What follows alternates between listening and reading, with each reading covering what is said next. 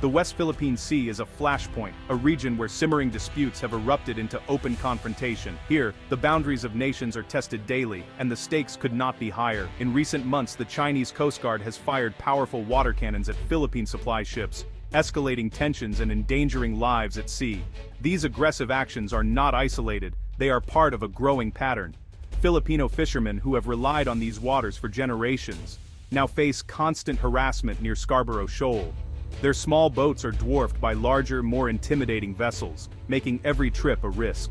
Near collisions between ships in these disputed waters have become almost routine, with vessels passing dangerously close, sometimes just meters apart. Each encounter could spark a larger incident. For the Philippine Coast Guard and Navy, every mission to resupply the BRP Sierra Madre, a grounded ship serving as an outpost, is a high-stakes confrontation, shadowed by Chinese vessels and fraught with uncertainty.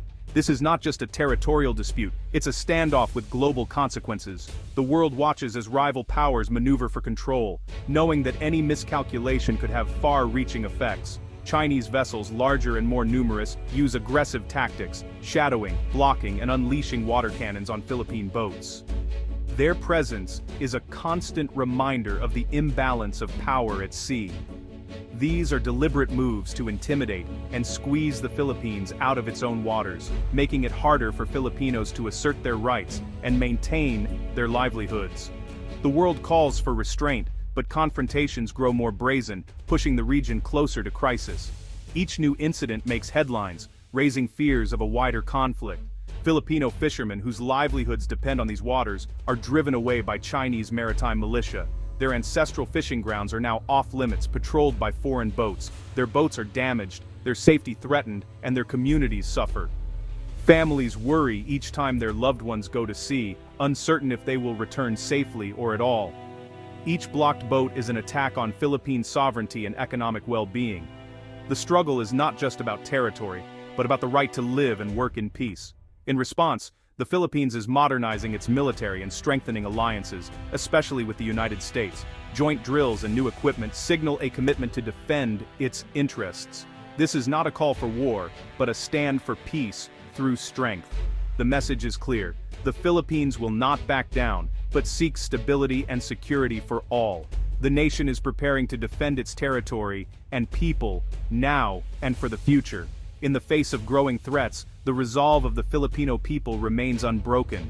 The West Philippine Sea is a vital maritime crossroads. 1/3 of global shipping, over $3 trillion, passes through these waters each year. Disruption here would ripple across the world, destabilizing economies and supply chains. The region holds vast, untapped oil and gas reserves, fueling both hope and conflict. Control of these waters means control of energy and prosperity for coastal nations. Overlapping claims have turned this potential into fierce competition. The sea is also an ecological treasure, part of the Coral Triangle, supporting millions with its rich fisheries. But destructive activities, dredging, island building, are devastating marine life and threatening food security. Freedom of navigation, here, is a pillar of international law. Any unilateral control threatens global stability. The struggle in the West Philippine Sea is a test for the rules-based international order. China Sea lies China's sweeping 9-dash line, a boundary that Beijing asserts gives it control over vast stretches of this crucial waterway. This controversial line claims nearly 90% of the South China Sea, overlapping with the exclusive economic zones, or EEZs, of several Southeast Asian nations, including the Philippines, Vietnam, Malaysia, and Brunei. China's claim, rooted in ambiguous historical narratives, disregards established international law and the legitimate maritime rights of its neighbors, sparking protests and diplomatic tensions across the region. In 2013, the Philippines took a bold step by challenging China's expansive claims at the Permanent Court of Arbitration in The Hague, seeking a legal resolution to the escalating conflict. The 2016 ruling was unequivocal. China's 9-dash line has no legal basis under the United Nations Convention on the Law of the Sea, and the Philippines' rights within its EEZ were firmly upheld by the court. The tribunal also condemned China's interference with Filipino fishing and its massive artificial island-building campaign, which has transformed reefs into military outposts. Yet, despite this landmark decision, Beijing has outright rejected the ruling, intensifying its activities by constructing military bases, deploying Coast Guard vessels, and harassing foreign ships in disputed waters. This open defiance not only undermines the authority of the international legal system, but also sets a dangerous precedent for other territorial disputes worldwide. When powerful nations choose to ignore international law, the risk of conflict rises, threatening the stability and security of the entire region and beyond.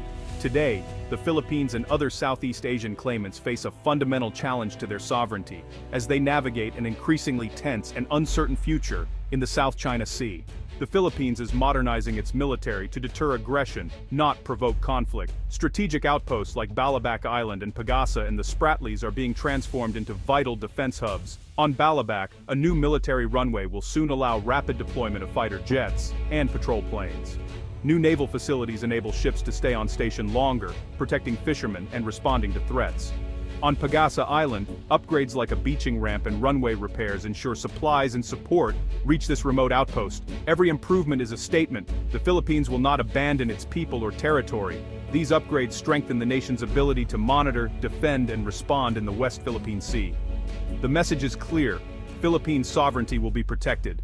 The Philippines' alliance with the United States is being revitalized and strengthened through the Enhanced Defense Cooperation Agreement, or EDCA, a landmark deal that marks a new era of military partnership between the two nations. Under EDCA, U.S. troops are allowed to rotate through and pre-position military assets at carefully selected Philippine bases. While this does not mean permanent American bases on Philippine soil, it does enable much closer and more flexible cooperation between the two militaries.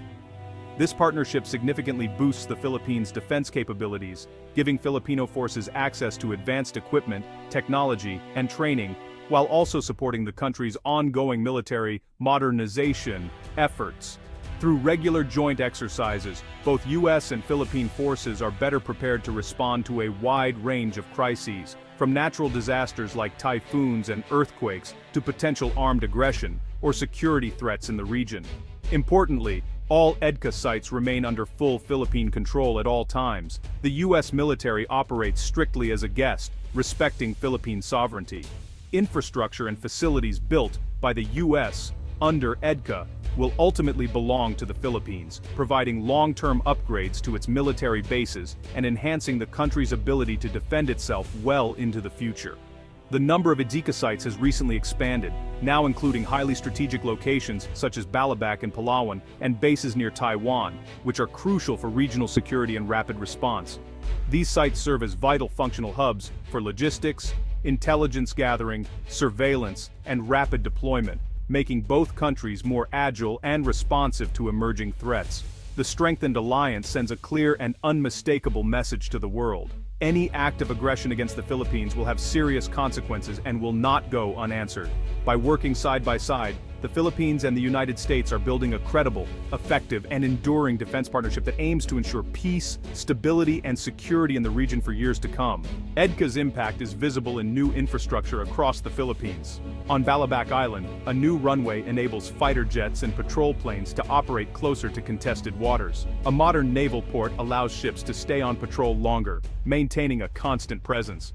Advanced radar and communication systems provide early warning and better maritime awareness. These upgrades create resilient bases that can support sustained operations and crisis response.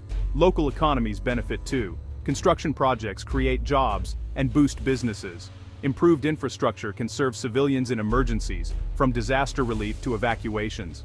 The dual-use legacy strengthens both national defense and community welfare. The Philippines is building not just military might, but resilience for its people.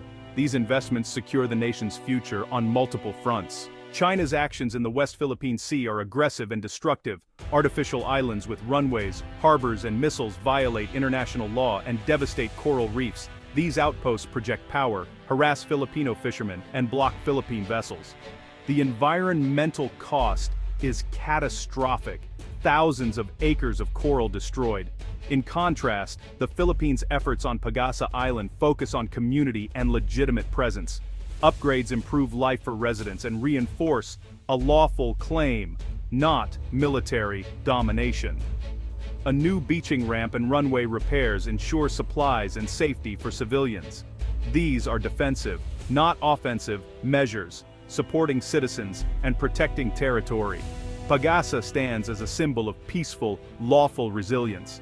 The Philippines chooses sustainable development over intimidation. New facilities at Balabac, PAGASA, and EDCA sites shift the Philippines from passive defense to active deterrence. Advanced air and naval assets can now respond to provocations with unprecedented speed. Patrol aircraft and ships monitor the EEZ, documenting incursions and supporting diplomatic protests. A visible, persistent presence makes it harder for hostile actors to operate unchecked. In crisis, these bases serve as logistical hubs, sustaining operations near conflict zones. Quick refueling and repairs increase endurance and operational tempo.